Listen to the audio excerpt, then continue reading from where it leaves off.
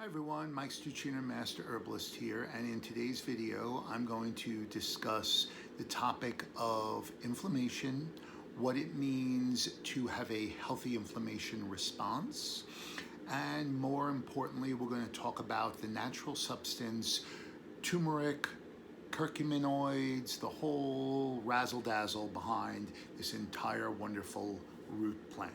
Okay, so before we get started, let me give you the usual shtick about the old disclaimer, which you're about to hear and listen to is for educational purposes only. It is not intended to treat, prescribe, or diagnose any specific medical condition, and it is not intended to replace your doctor's prescriptions, diagnosis, or information. With that said, I also want to give one little other caveat. I am using some notes today only because I'm relaying a lot of great information to you. So if you kind of see me tilt down and up and down and up, I am using some of my notes. Most of my notes though, just as an FYI, are from a series of articles I've written over the years on this specific topic. So, all right, so let's get started. So before we dig into understanding turmeric and all the compounds found in turmeric and all of the wonderful information out there, we need to first discuss and understand that what inflammation is and why small amounts of inflammation are essential to the human body and understanding why that is. Okay, so small amounts of inflammation are important because they're a signal to tell you when and if something is potentially wrong with you. Okay, now signs of inflammation can vary. They can be very localized: swelling, redness, bruising in certain cases, or they can be more systemic when you're talking about things like pain and fevers. Okay, now I'm going to go off on a little bit of a side road when I discuss this, but this is really an important topic for me. One of the things that I have a real issue with, a real beef with, I guess you'll say, is this idea of how in our Western society, we tend to use things that suppress the human body's natural responses. So for example, let's take a fever. If we're not feeling well and we're coming down with a bacterial or viral issue, oftentimes the body's natural response is to produce a fever. And it produces that fever because that is partially how we kill that virus and bacteria. Okay? And other ways that our body responds will be that we will start to cough a lot, or our nose will start to run, or we'll start to sneeze, and all these different little, what we consider to be these little crazy responses that our body's going through.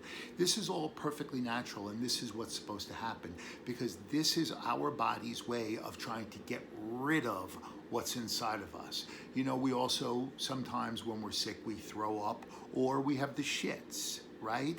Again, these are ways that the body helps to expel, schwitzing, sneezing, and all of it. All of it's okay when you're not feeling well or when you're going through a bit of an issue, okay? And what we have been taught in society, Western society, is to take things like fever reducers or cough suppressants and all these other things, which is nothing more than dealing with the symptom of the overall issue, which is that this is what is supposed to naturally happen. The more you suppress those things, the longer you're going to allow that bacteria or that virus to bring harm to your body. What I have done in the past when I get sick, oh, and yes, I'm an herbalist who gets sick. I know, how crazy, right? Because, you know, herbalists aren't supposed to ever get sick, apparently. That's what I've recently heard. Stupid. When I'm not feeling well, I will often use things that will, in many cases, exacerbate, which might make me want to throw up more, or go to the bathroom more, or cough more, or maybe even elevate my body temperature and make me want to sweat this out more. Okay, because these are things that you're supposed to do to support helping your body's natural responses. Think about this. One of the traditional things that we look at when we look at natural therapies from many different areas all over the world is saunas. Saunas help us to sweat, which helps us to detoxify our bodies. It doesn't force detoxification, it supports our body's ability to be able to get rid of this stuff. And it does this by increasing our body temperature, so our body will start spitting this stuff out of our skin and helping us schwitz more. Okay? And it's important to understand the reason why we do this is because it's a natural way to help our bodies respond to what we're trying to go through to get it through our system more efficiently. Okay? Now, back on to the main road. Okay? In order to really understand what I want to talk about when it comes to inflammation, you can't talk about inflammation without talking about the series of pharmaceuticals that are used for pain and inflammation, okay? And the reason that is because, as I've talked about in several of my other videos, if you only look at one side, how do you know when the proper response or how do you know what to utilize as the proper response for what you're trying to achieve? Remember, I've said this before and I'll say it again over and over. There's a time and a place for everything. I'll say it again in case you didn't hear me say it the first 30 times in all my other videos. There is a time and a place for everything. Okay, so the first category of pharmaceuticals are NSAIDs, or non-steroidal anti-inflammatories. And non-steroidal anti-inflammatories work by reducing prostaglandins, which are chemicals that promote inflammation, pain, and fever. Okay? And there's two specific groups of enzymes that produce these prostaglandins, COX-1 and COX-2 enzymes, okay? Both COX-1 and COX-2 produce prostaglandins that promote pain, fever, and inflammation. But COX-1 enzyme also promotes prostaglandins that activate platelets and protect stomach lining. The overall job of NSAIDs is to block the COX-1 and or COX-2 inhibiting enzyme, which will, in the end, reduce prostaglandin production, okay? But for a reference for you guys, just so you can kind of understand this, COX-1 drugs are aspirin. And COX-2 drugs, or inhibiting drugs, are an example of that would be the drug Celebrex. Now, I have to be honest, I don't know if Celebrex is technically still on the market under the brand name Celebrex. It may be, it may not be. I don't really know because I don't keep up with those things all the time. It could be under another trademark name for all I know and under a different patent name, but ultimately it's the same drug, okay? The next drug or series or category of anti-inflammatories are cortical steroids. These are steroid-based anti-inflammatories, and a great example of this is prednisone, okay?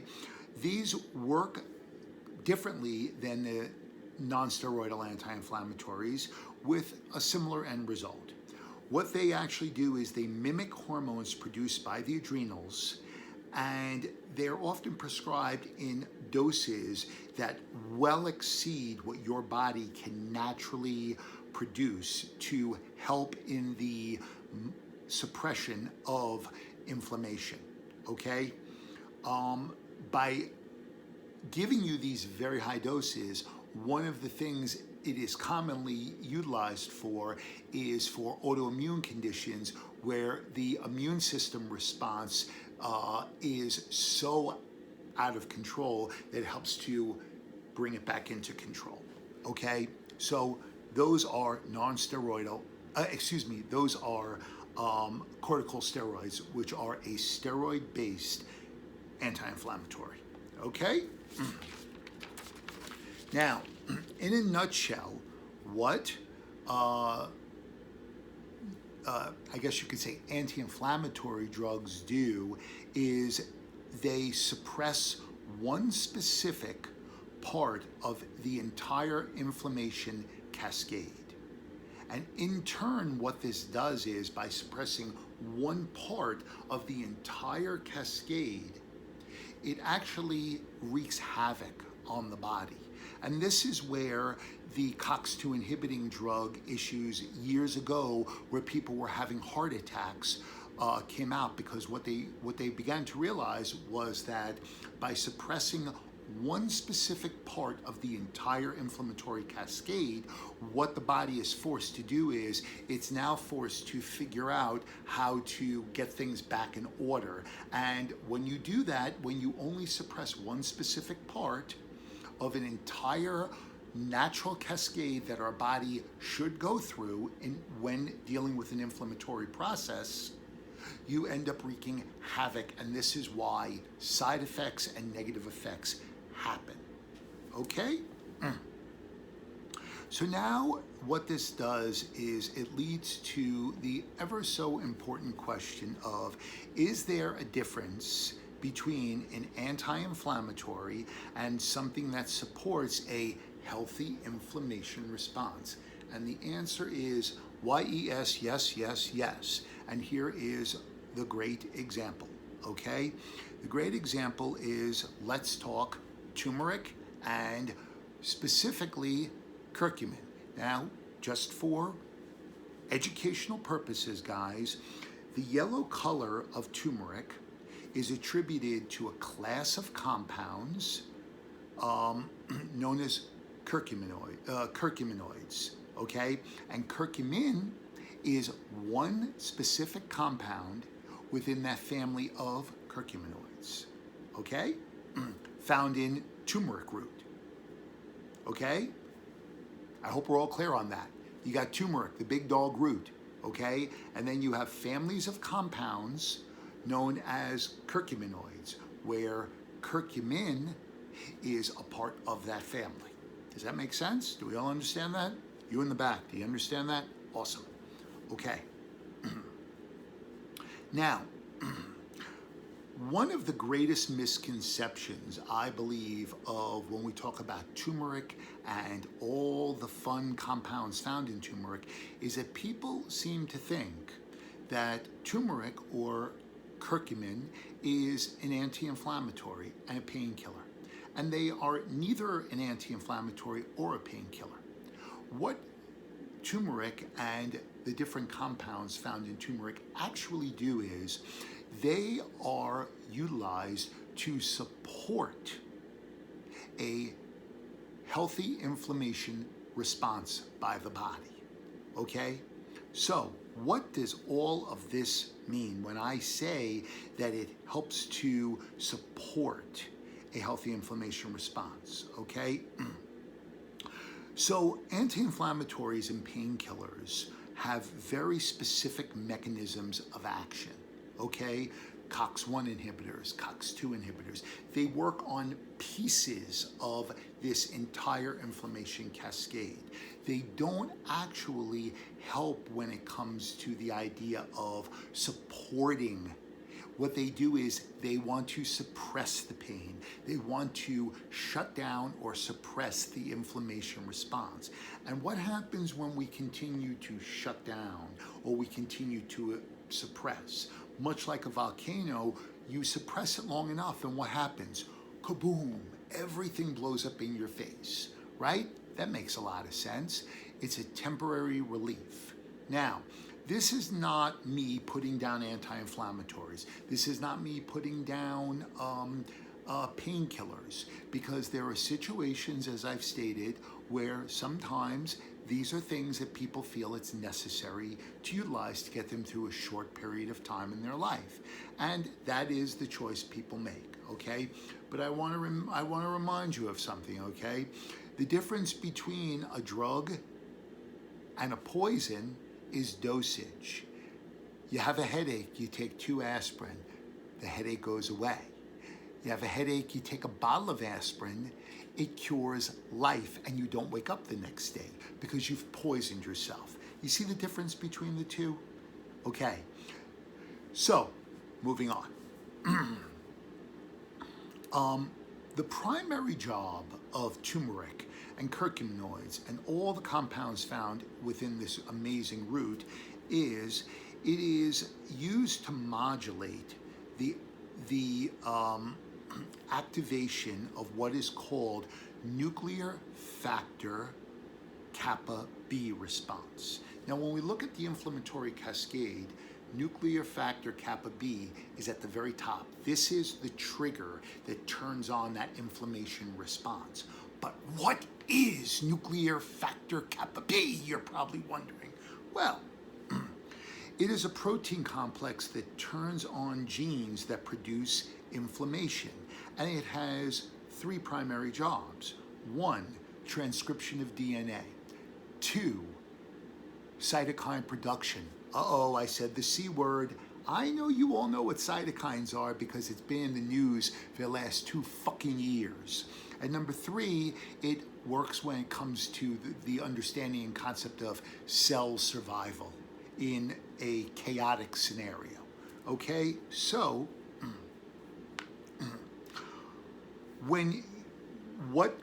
what happens is that when you support the inflammation response, okay, it prevents the rest of that inflammatory cascade to become exacerbated, to get out of control.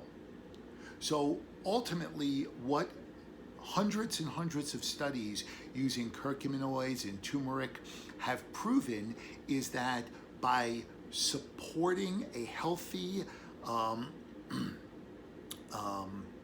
nuclear factor kappa B response, which is at the top of this cascade, it has the trickle-down effect of not over-exacerbating other things like COX-1, COX-2 response, or another one that's known as IKB4, or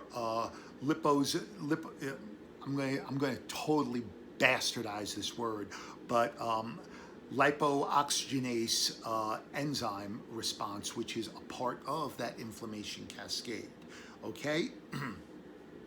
And what this is doing is by controlling the top or the trigger and making sure that it doesn't have this exacerbated response, everything below that in the cascade will therefore have a healthier response, and your body will have an overall healthier inflammatory response.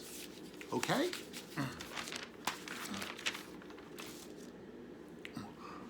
The other thing I want to mention about turmeric and curcumin, or curcuminoids, and notice how I'm not talking about them like they're separate entities, okay?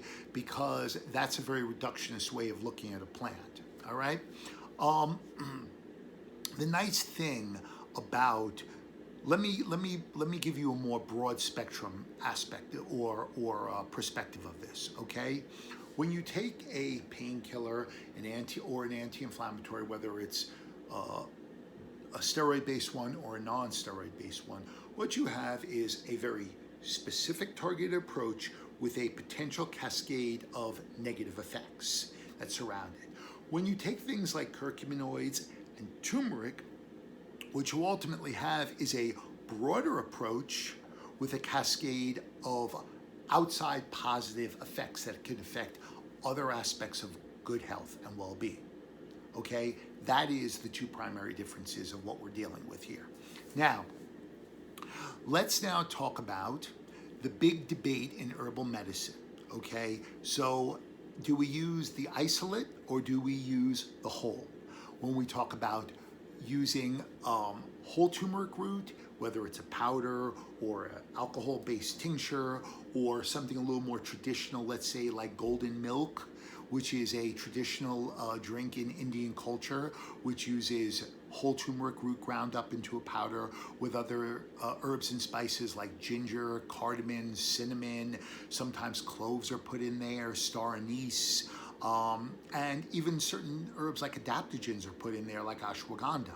Okay, and this is a drink that you toss some of the powder into some warm coconut milk or almond milk or full fat milk, because the fat is essential to help in the absorption of turmeric root.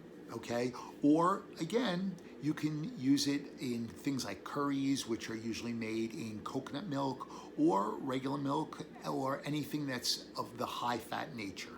Okay.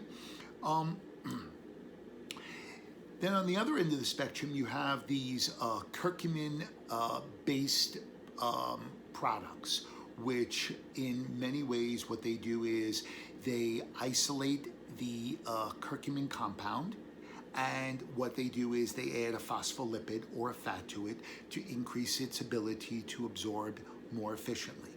Another thing that you will find on the market are products that have turmeric root in a standardized version or an extract version that uses a compound called pepperine. Now, pepperine is actually black pepper extract. Now, I want to be clear when I say this. This is a far cry from grinding fresh black pepper.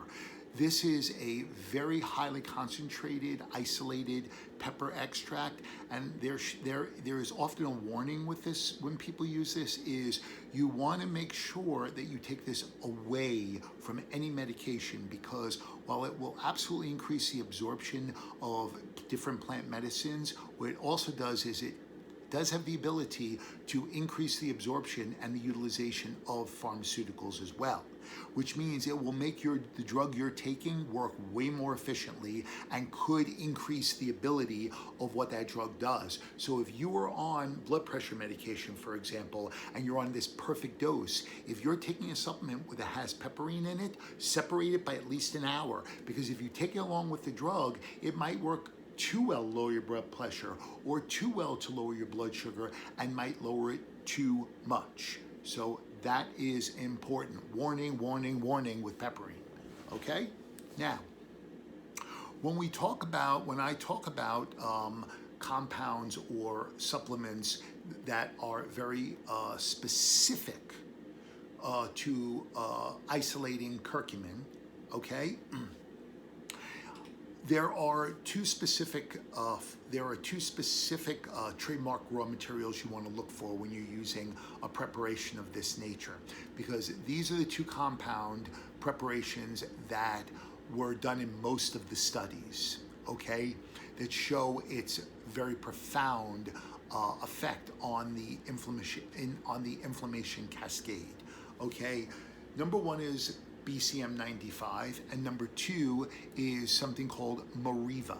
So either one of those two, if you're looking to take a curcuminoid-based supplement, those would be one of the two. It doesn't matter what brand you use of them, as long as you look for those trademark one of the two trademark raw materials, you should be good to go with that, okay? And again, this is basically a standardized, isolated version of where they look at specifically isolating the curcumin, the compound curcumin, and then they add a phospholipid to it to increase the bioavailability and so on and so forth. Now, curcumin has been very highly studied in hundreds and hundreds of human-based trials. So there is absolutely proof and efficacy of its effectiveness. Now, at the same time, the people who are bigger believers in using the whole root of turmeric, whether it's in an extract form or you add it to your food like curries, or you use products like golden milk, again, a traditional, very nourishing Indian-based drink or Ayurvedic-based drink, there are studies that actually do support the idea of using whole turmeric root as well. And the reason I say that is because there was a very interesting series of studies done over the last 10 years that talk about curcumin-free preparations, okay, that also possessed healthy inflammation response qualities to them. Okay, so that tends to be the argument that people who want you to use whole turmeric root or a extract version that uses the entire root versus isolating specific compounds from the root, because what they showed was other compounds in turmeric, like turmerins and turmerones, also possess those same healthy inflammation response qualities to them. Okay, so I know I've given you a ton of information. Your minds are probably spinning. So here's the deal, okay? I've used both versions. I've used, and I'm a big fan of the curcuminoid based preparations like BCM 95, but I've also used things like golden milk preparations that I make myself. Okay, they're all wonderful. They all work really well. And when someone comes to me for advice or they want my feedback on something, I will often tell them to try their best to utilize both of these forms of preparations into their daily regime. Whether it means having a nice glass of golden milk at night, and during the day or in the morning, taking one of your curcuminoid supplements. Okay. Getting that wide range, that wide variety is only going to potentially give you a more beneficial and healthy effect. Okay, so there it is in a nutshell, guys. Curcumin, turmeric, blah, blah, blah. So much crazy information going on here, but it's really important to understand I guess the point I really want to make in this video is that people understand the difference between what something like turmeric and the compounds found in turmeric do, which is to support the inflammatory response, versus suppressing aspects of it, which is oftentimes what you will find with non-steroidal anti-inflammatories or even steroid-based anti-inflammatories. Okay, so if I haven't confused you, give this a thumbs up. Mike Stuchiner, Master Herbalist, signing out.